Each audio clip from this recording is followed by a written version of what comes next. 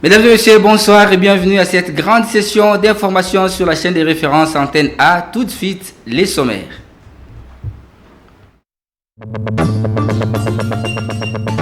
Le président de la République, Félix-Antoine Tshisekedi Tshilombo, est de retour dans la capitale Kinshasa après avoir pris part aux travaux du sommet extraordinaire de la SADC à Lilongwe. Les membres de l'opposition au bureau de la Commission électorale nationale indépendante CENI ont été investis ce jeudi 13 janvier 2022 par la Cour constitutionnelle. Les nouveaux venus à la centrale électorale ont prêté serment en toute quiétude.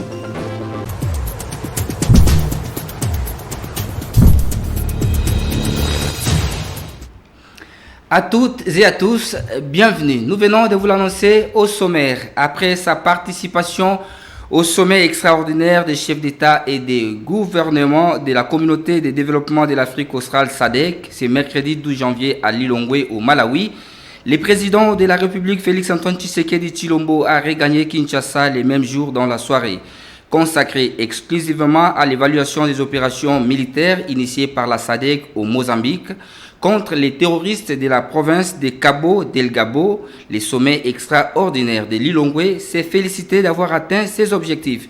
5 chefs d'État ont fait les déplacements de Lilongwe, notamment Félix-Antoine Tshisekedi Tshilombo de la République démocratique du Congo, vice-président de la SADC, Philippe Nyusi de Mozambique, Cyril Ramaphosa d'Afrique du Sud, Hakainde Hichilema de Zambie et Dr Lazarus Chakwera de Malawi et hôtes du sommet, les autres pays membres ayant donc délégué des hauts responsables. Place doit être réservée uniquement au travail, a lancé Denis Kadima Kazadi aux nouveaux venus à la centrale électorale après leur prestation de serment devant la Cour constitutionnelle. Didi Manara a été investi au fauteuil des deuxième vice-présidents. Agé Matembo Agé prend la questure et Jean Ilongo Tokole est désormais membre de la plénière de la Commission électorale nationale indépendante. À la Cour constitutionnelle, on retrouve Eric Izami et David Tembeni. Investis, Didi Manara, Agé Matembo et Jean Ilongo Tokole ont prêté serment devant le juge de la Cour constitutionnelle. Devant témoins et par une formule protocolaire, ils ont déclaré leur ferme engagement d'accomplir loyalement les devoirs de leur nouvelle charge au sein de la CENI. Didi Manara est désormais investi au poste de deuxième vice-président de la CENI. Agé Matembo, questeur, et Jean Ilongo Tokole, lui, est membre de la plénière de la centrale électorale. Moi, Manara Linga Didi, deuxième vice-président du bureau de la Commission électorale nationale indépendante. Je jure sur l'honneur de respecter la Constitution et les lois de la République démocratique du Congo. Aussitôt investis au niveau de la Cour constitutionnelle, tous les 3 membres promus ont été présentés aux agents et cadres de la centrale électorale dans la salle nommée Abbé Malou Malou en présence du président du bureau de la CENI, Denis Kadima Kazadi. Outre la présentation de ces 3 membres nouvellement promus qui viennent d'être investis officiellement au niveau de la Cour constitutionnelle, il faut dire que le nouveau secrétaire exécutif national Toto Mabiku Totokani et son adjointe, Mme Marie-Josée Kapinga Bondo, ont été eux aussi présentés au public, d'où la phrase du président de la CENI, Denis Kadima Kazadi, place au travail. Place donc au travail. Les fondements de la cotisation due à l'Institut national de préparation professionnelle INPP et la procédure de recouvrement, tels sont les thèmes débattus par le directeur général de l'INPP, Patrick Kayembe Soumpi, au cours d'une journée scientifique promo forte organisée par les anciens étudiants de la promotion 1999-2000 de la faculté des droits de l'université de Kinshasa, regroupés au sein de l'ASBL promo forte. Pour le directeur général de l'INPP, la cotisation due à l'INPP est une charge qui revient sans nul doute à l'employeur et non à l'employé. Patrick Kayembe Soumpi a eu le mot juste pour expliquer l'ensemble des textes juridiques, ordonnances, arrêtés ministériels et interministériels à ses interlocuteurs juristes dans l'optique de les stimuler à mieux connaître le droit de son établissement en matière de ce qui lui est dû comme cotisation patronale. Dans sa casquette de juriste, Maître Patrick Kayembe Soumpi a ensuite insisté sur le fait que la cotisation due à l'INPP n'est pas une faveur, mais plutôt un droit reconnu à l'INPP, avant d'ajouter que cette charge ne revient pas à l'employé, mais plutôt à l'employeur. Dans notre conseil d'administration, c'est pas dit là, dans notre conseil d'administration, nous trouvons les employeurs, les syndicats, ainsi que l'État. Le conseil d'administration de l'INPP est formé tripartite. Il y a les employeurs qui sont représentés par la NEP, par l'État plutôt. Les privés sont représentés par la FEC et les syndicats. Simplement, pour constater effectivement que cet effort d'amélioration de la main-d'œuvre est effectivement vrai. Il a ensuite martelé sur les faits que ces cotisations tirent vie et force aux différents textes qui créent l'Institut national de préparation professionnelle. Mais l'INPP, c'est une cotisation patronale. C'est la part de l'employeur. C'est l'employeur qui paye cette quotité. Mais généralement, les employeurs ici chez nous, ils retiennent l'INPP, ils retiennent la CNSS, ils retiennent l'impôt sur la rémunération du travailleur. Mais l'INPP, nous, les textes, nous recommandent à ce que l'employeur paye seulement la quotité. Il dégage la rémunération, il paye la quotité de l'INPP. Pas sur les nets, pas sur la retenue du salaire, mais sur les nets à payer. Il dégage un pourcentage. La remise de brevets a sanctionné cette cérémonie et l'objectif étant celui d'offrir à tous et à chacun l'opportunité d'apprendre un métier. On va parler économie dans ce journal. Vente des chiens-chars importés par les gouvernements de la République démocratique du Congo. Le ministre de l'économie, Jean-Marie Kalunga, rassure la population congolaise de la disponibilité des stocks jusqu'à la fin de ce mois de janvier 2022. Reportage où les propos recueillis par Marie-Sylvie Fortuné Mboula. Et non, nous avons les stocks et les stocks importants. Ça nous garantit jusqu'à la fin du mois de janvier, jusque-là. Mais il y a des gens qui passent dans des chambres froides et disent qu'ils ne trouvent pas grand-chose. Bon, il y a des gens de mauvaise foi, il faut le savoir, mais le stock est là. Nous avons dit que nous devons respecter la chaîne de distribution, donc importateurs, distributeurs et détaillants. Et nous sommes en train de respecter ça. Ce n'est pas au gouvernement d'aller déposer la marchandise au niveau des détaillants. Donc, il y a une chaîne de distribution que nous devons respecter et c'est ce que nous sommes en train de faire. Nous avons opté pour la diversification de l'économie et nous devons atteindre cet objectif-là. L'achat des bateaux de pêche, c'est une finalité. C'est une finalité. C'est tout un processus. Donc, il faut une étude, planifier, organiser pour que nous puissions atteindre des résultats. Il ne faut pas faire des choses en précipitation. Mais maintenant, là, quel était l'objectif du gouvernement? L'objectif du gouvernement, c'était de stabiliser le marché intérieur. Le ministre de l'économie a constaté qu'il y avait exagération des prix sur les marchés et il fallait réguler. Il fallait réguler. J'ai fait le tour. J'ai constaté que les valeurs CIF, que les commerçants étaient en train de nous brandir, c'était des valeurs CIF minorées. Pour un produit, je prends l'exemple de la Namibie, qui coûte $1000, la valeur CIF, et il déclare à $200. Le premier service de l'État qui prend en charge l'arrivée des marchandises, c'est la DGDA. La DGDA impose 10% de la valeur CIF. Donc, si c'est à $1000, c'est que vous devez $100 à la DGDA. Mais lorsque vous déclarez $200 au lieu de $1000, Là où l'État devait gagner $100, l'État gagne $20. Et c'est cela la pratique. Et je fais les rapports au niveau du gouvernement pour que nous puissions améliorer cette situation, cristalliser les valeurs actives qui sont minorées et les quantités qu'on importe qui sont minorées. C'est ça notre combat. Et nous ne parlons pas seulement de la DGDA. Il y a l'OGFREM, il y a l'OCC, tous les services étatiques qui interviennent dans la structure sont minorés. Les recettes d'État, je vous dis encore, avec toutes les précisions possibles, que l'État perd 194 à 200 millions de dollars par mois. Et on n'est pas seulement à ce niveau-là.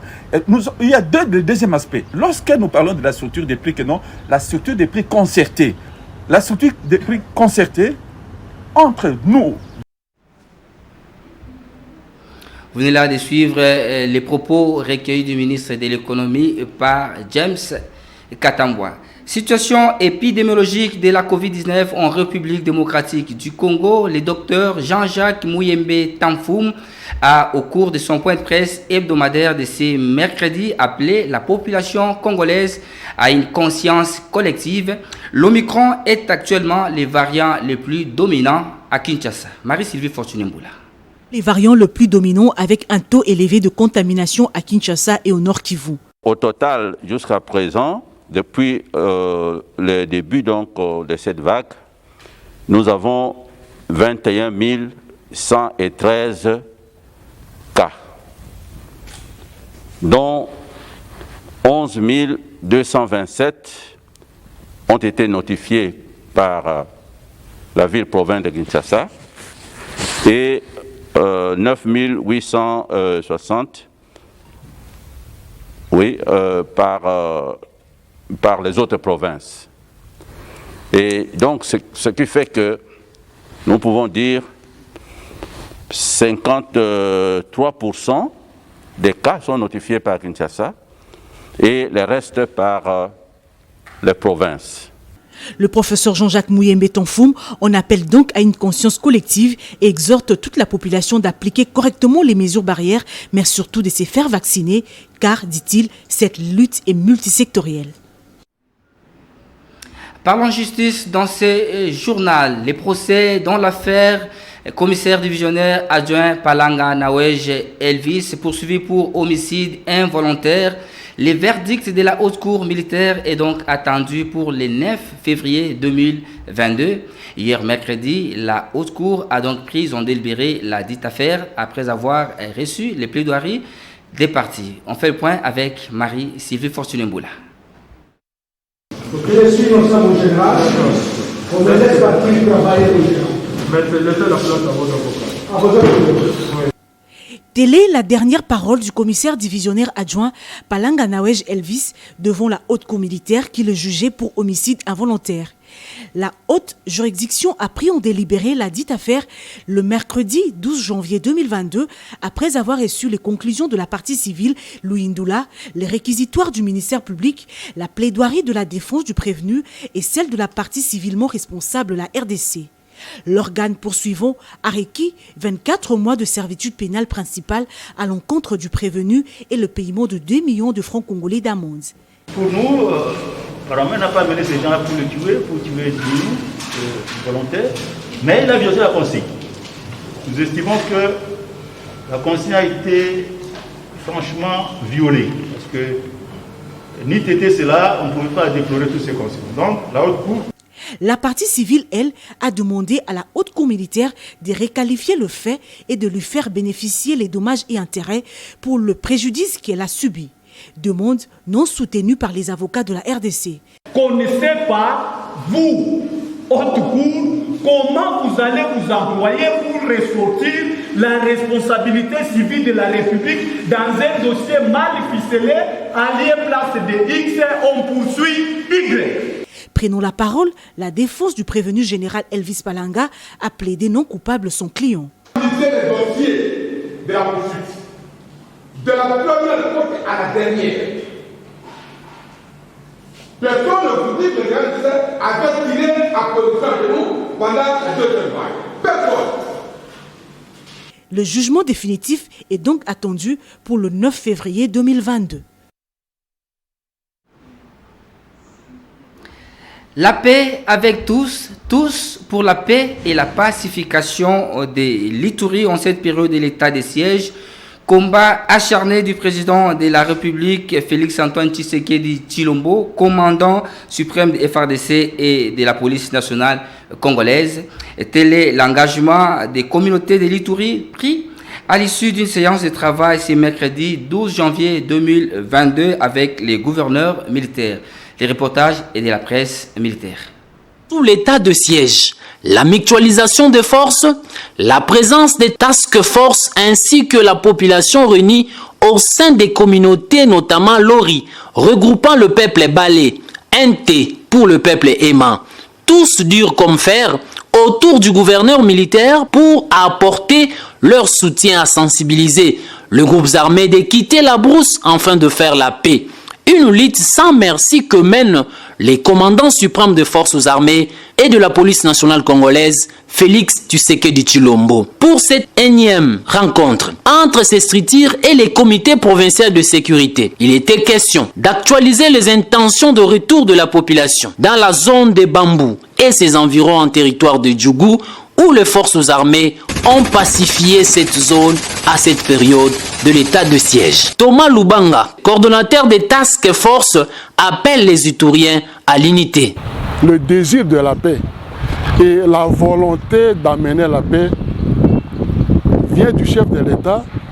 Cette volonté est exécutée avec amour et professionnalisme par l'autorité provinciale. Et la task force vient accompagner cette volonté. Et ensemble, nous voudrions absolument réussir. Nous le disons à tous nos frères qui sont à l'intérieur, à qui nous sommes déjà adressés maintes fois, que l'heure est à la paix, l'heure est à l'arrêt des hostilités. Pour la communauté Lori qui a participé à cette réunion, exhorte le groupe armé actif à répondre favorablement à l'appel patriotique du chef de l'État, car c'est le moment de faire la paix, a dit Jean-Marie Nzaza. Le message le plus important, c'est à passer à tous les groupes armés, à savoir Codeco, la principale cause de ce qui nous range, FPIC, Zaïre, le moment est venu pour faire la paix. La paix, la sécurité et la stabilité de la province de l'Itourie doivent demeurer au cœur de nos préoccupations. Et le travail bien fait, leitmotiv de chaque Itourien, a conclu le gouverneur militaire, le lieutenant-général Luboya Kanchama Johnny. Une nouvelle attaque des rebelles ougandais de l'ADF a coûté la vie à 7 civils au village Kisima près de la ville de Beni au nord Kivu le mercredi 12 janvier 2022. Les mêmes assaillants ont dans une autre opération pillé et incendié un centre de santé dans la chefferie de Watalinga au nord-est du territoire de Beni. C'était le mercredi vers 19h. Depuis Beni, on retrouve Trésor Kapepela Benjamin pour la correspondance. Femmes ont tous été tués au village Kisima sur la route nationale Beni-Kassindi, une vingtaine de kilomètres de la ville de Beni. Les rebelles EDF pointés du doigt dans cet acte d'après la nouvelle société civile du secteur de Rwenzori continue à sillonner tranquillement la contrée dans une étendue de moins de 10 km sans être traqués par les soldats loyalistes. Mele Kimula, le coordonnateur de cette structure. Cette personne ndio tunaona kwanza mwele cette personne mko couple mbili bakachinga pale. Nous venons de compter 7 corps, parmi lesquels des couples mariés. Ils ont même assiégé la route nationale numéro 4 et exécuté certains civils à ces niveaux. Ils ont ensuite traversé la route. Dans cet endroit, ils ont passé plus de 5 jours dans les champs de la population et s'attaquent à tous ceux qui tentent d'entrer dans leurs champs. Nous avons déjà alerté les autorités militaires, mais rien n'est fait. Et nous leur demandons de mener des offensives contre ces groupes avant qu'ils ne commettent des grands dégâts.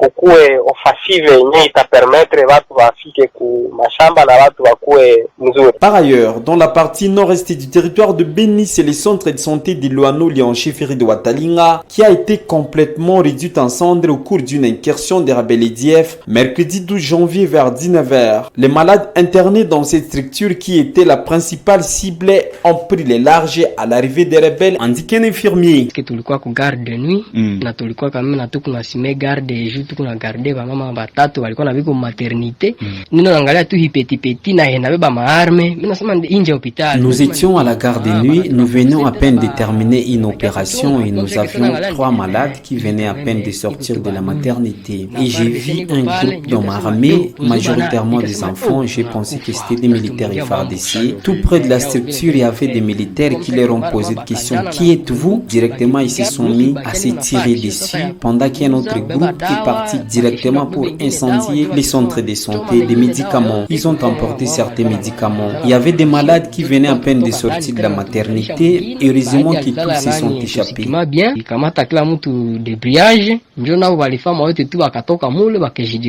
Signalons qu'en dépit de la multiplicité des atrocités des rebelles, les opérations conjointes FARDC et armée ougandaise s'y poursuivent dans la région. Beni, Trésor KPP La Bijama, Antenne A. Et les forces armées de la République démocratique du Congo ont libéré plus de 35 civils en otage entre les mains des ADF MTM à la suite des opérations militaires menées dans le territoire d'Irumu. Par ailleurs, 25 ADF ont été neutralisés et 10 armes AK-47 récupérées dans l'espace d'une semaine seulement de combats contre les ADF et supplétifs des Mai Mai, Nyandenga et FPIC. La suite avec la presse militaire. Les forces armées sont résolument décidées, avec l'appui de sa population et sa collaboration, de restaurer l'autorité de l'État dans la province de l'Ituri. Les actions que nous menons sur les théâtres des opérations, ce sont les actions salvatrices, là vous devez savoir, au profit de notre population. Dans l'espace d'une semaine, sur les théâtres des opérations contre les ADF et leurs supplétifs, les forces armées ont neutralisé plus de 25 terroristes et récupéré 10 armes de marque AK-47 et nous avons détruit également les bombes artisanales. En ce qui concerne la libération de nos compatriotes civils entre les mains des ADF, les forces armées ont libéré plus de 35 compatriotes entre les mains de ces terroristes. Pour mener à bien ces opérations, au nom du gouverneur militaire, le lieutenant-général Luboya Kanchamadjoni, nous sollicitons l'accompagnement indéfectible de notre population et nous les appelons d'aiguiser la flamme patriotique en dénonçant tous ces renégats. La paix est à ses prix. Poursuivons ce journal pour vous dire que le corps de Monseigneur Tarsisi Chibangu Chisuku a été porté en terre. Et c'est mercredi 12 janvier 2022 derrière la paroisse universitaire Notre-Dame de la Sagesse de Mongafula. Et bien avant, la communauté universitaire lui a rendu des derniers hommages suivis d'une célébration eucharistique. Popol Ziakwaou et Marie-Sylvie Fortuné-Mboula ont signé pour vous ces reportages. Le parvis du bâtiment administratif de l'université de Kinshasa était rempli de personnalités venant de tous bords pour rendre un dernier hommage au Monseigneur Tarsis Chibangu Chichiku, premier recteur noir congolais. Prenons la parole tour à tour, le ministre de l'enseignement supérieur et universitaire et le recteur de l'université de Kinshasa ont rendu des vibrants hommages à Monseigneur Chibangu qui, selon eux, reste un modèle qui a consacré toute sa vie pour le rayonnement des universités du Congo, le pays, pour l'Église, en produisant des élites par son travail acharné et engagé. S'en est suivi les moments de témoignages du professeur à l'endroit de l'illustre disparu. Par la suite, la chorale Monseigneur Luc Juon a exécuté le chant d'adieu. Après les hommages académiques, une messe a été dite à la paroisse universitaire Notre-Dame de la Sagesse, présidée par le cardinal Ambongo Besungu Fridolin, entouré de plusieurs prêtres co-célébrants. Après les dernières bénédictions dites par l'archevêque de Kinshasa, la dépouille du Monseigneur Tarsis Chibangu a été bénie et inhumée derrière la paroisse universitaire Notre-Dame de la Sagesse. Et toujours dans le même registre, sachez aussi que la dépouille mortelle du général Defao Fanfa Matumona, musicien congolais était arrivé depuis hier mercredi 12 janvier 2022 via l'aéroport international d'Ndjili. C'était en présence des deux ministres congolais du tourisme et de la culture, art et patrimoine. On fait le point avec Africa Mujinga et Henri-Noël Mboutavokia. C'est vers 15h20 de ce mercredi qu'atterrissait le jet privé affrété par le gouvernement de la République démocratique du Congo qui transportait la dépouille mortelle de l'artiste musicien Fanfan Lulendo Matumuna, alias Général des FAO, à l'aéroport international d'Ndjili. Décédé depuis le 27 décembre 2021 dans la ville de Douala au Cameroun, la dépouille de l'illustre disparu a été accueillie au bas de l'avion par le ministre du Tourisme, Modero Ntimba, et sa collègue de la culture, art et patrimoine, Catherine Katungu-Foura. Ils ont salué la mémoire de l'artiste. On pouvait voir également le président de l'UMICO, M.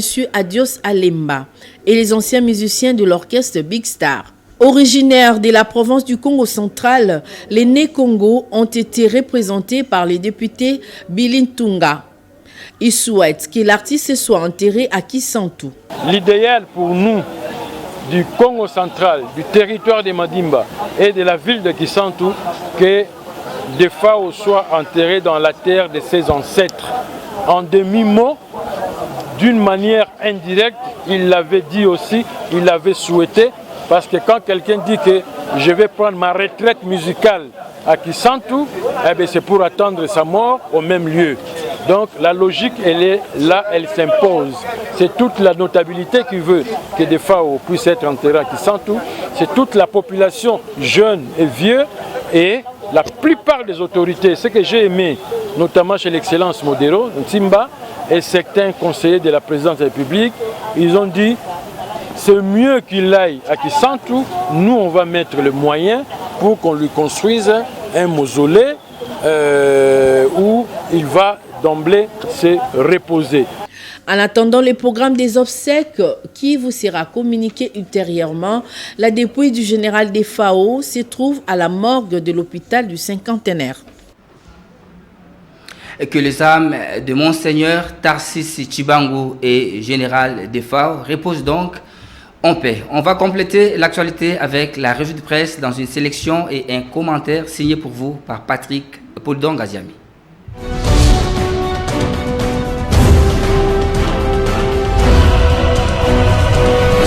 Le président Félix Tshisekedi a regagné Kinshasa mercredi soir en provenance de Lilongwe, au Malawi, où il a participé au sommet extraordinaire de la SADC sur la situation sécuritaire au Mozambique face à la menace terroriste. À Lilongwe, écrit l'agence congolaise de presse, Félix Tshisekedi et ses pairs chefs d'État de la SADC ont salué l'inlassable dévouement de la région SADC à la paix et à la sécurité, et pour utiliser ses propres ressources en vue de combattre le terrorisme à Cabo Delgado, au Mozambique, ce qui constitue un exemple unique en son genre sur le continent africain. Au cours des travaux de ce sommet, informe par ailleurs l'ACP, Félix Tshisekedi a été élu premier vice-président de la SADC pour l'exercice 2021-2022. La tempête des tropiques parle de la présence remarquée du chef de l'État congolais à Lilongwe, où il a activement pris part à la deuxième journée des travaux.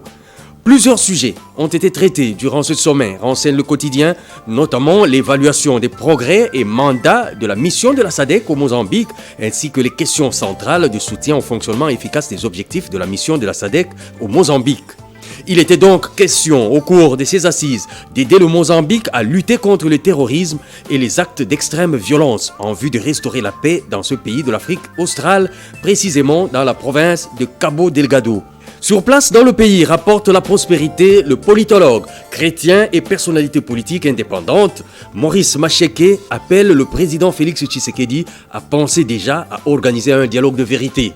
Selon lui, sauver la RD Congo de toute perspective d'une nouvelle débâcle électorale inutile à l'horizon 2023 et éviter toute éventuelle montée exponentielle d'un spectre de violence généralisée à la suite des fortes contestations, sans oublier qu'il faut conjurer la méfiance née de la désignation des membres du nouveau bureau de la CENI, réunir tous les préalables politiques, sécuritaires, financiers, techniques et sanitaires et apprêter les lois essentielles portant notamment sur des réformes électorales et institutionnelles impératives devraient prendre plus de temps que prévu.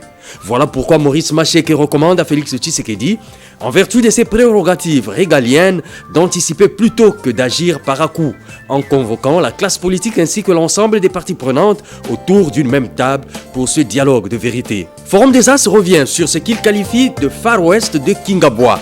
En effet, écrit-il, des éléments de la garde républicaine très en colère ont désarmé hier, mercredi 12 janvier, dans l'après-midi, la garde rapprochée de Jean-Marc Aboun avant de vandaliser sa résidence familiale située au quartier Kingabwa Madrandel, dans la commune de Limete. C'est ce qu'ont rapporté des sources concordantes. Des témoins oculaires font également état de quelques cas d'arrestation parmi le personnel civil du numéro 2 de la Chambre basse du Parlement.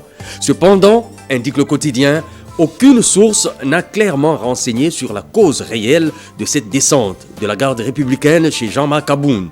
Enfin, l'avenir annonce l'arrestation de quelques responsables ADF mardi à Uvira dans le sud Kivu.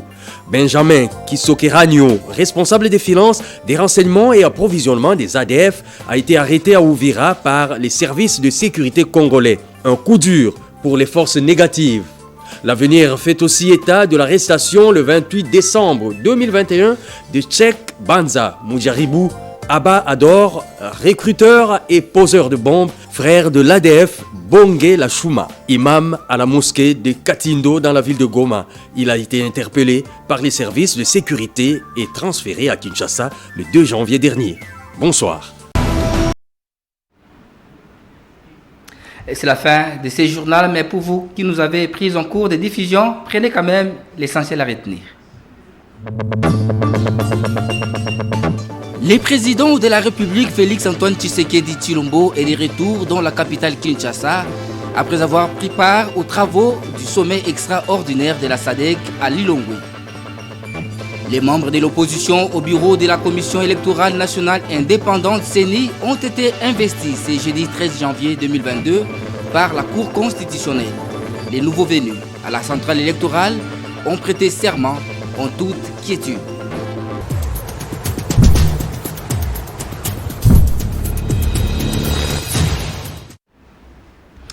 Vous l'aviez certainement compris, ce journal est complètement terminé. Merci à vous tous de l'avoir suivi. Au revoir.